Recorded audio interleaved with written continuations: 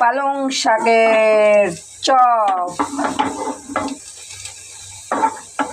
বাইরের গুলা মুখে দিলে ওগুলোর ভিতর ছোড়া দেয়া থাকে, একদম গলা বুক সব জ্বলে। আর নিজেদের হাতে বানানো এগুলো কত পিওর। এগুলো এখন আমি উল্টিয়ে দেব, উল্টিয়ে পাল্টিয়ে লাল লাল করে ভেজে নিব, তারপরে খাবো। বুঝছো বন্ধুরা?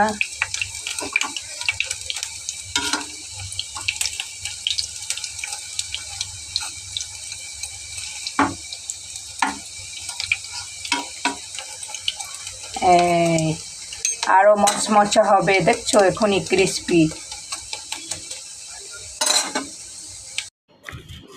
এই যে আমার সালাদ, গাজর আর শসা, কচি শসা ছোলার সাথেই নিয়েছি।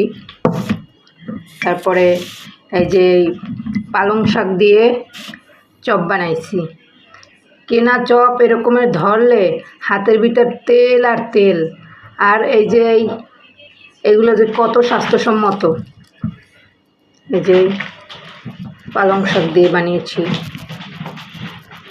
কত স্বাস্থ্যসম্মত। আর আমার তো অলওয়েজ সালাদ, সব ভাজা পুরোর সাথে সালাদ আমার লাগবেই লাগবে।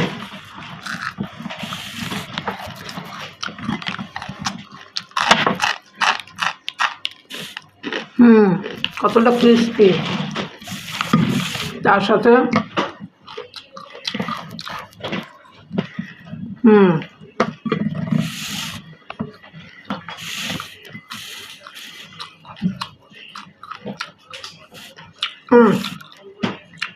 সেই লেভেলের সুস্বাদু। এই যে শীতের দিন, আজকাল ঠান্ডার ভিতরে সন্ধ্যার দিকে একটু ভাজা পোড়াও খেতে ইচ্ছা করে, বা সুইট জাতীয় খাবার।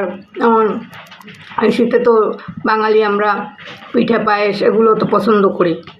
তো কালকে একটু খেজুরের গুড় আনছি মিনা বাজার থেকে, তো মানে একটুখানি পাটালি 150 টাকা। তারপরও আনছি, বানাইছি, খেয়েছি। কিন্তু এখন আবার সন্ধ্যার দিকে পাকোড়া বানাইলাম। বাইরের দিক কিনে আনবো, খেয়ে তো শরীর অবস্থা খারাপ হয়ে যায়। আর বিশেষ করে বুক টুক গলা টলা জলে ইচ্ছা মতো খাওয়ার পরে, ওই জন্য তো খাই না। বাইরের খাবার তো অ্যাভয়েডই করি। তারপর আবার ওই বাইরেরটা করবো কি, তার চাইতে ঘরে বানাই স্বাস্থ্যসম্মত না।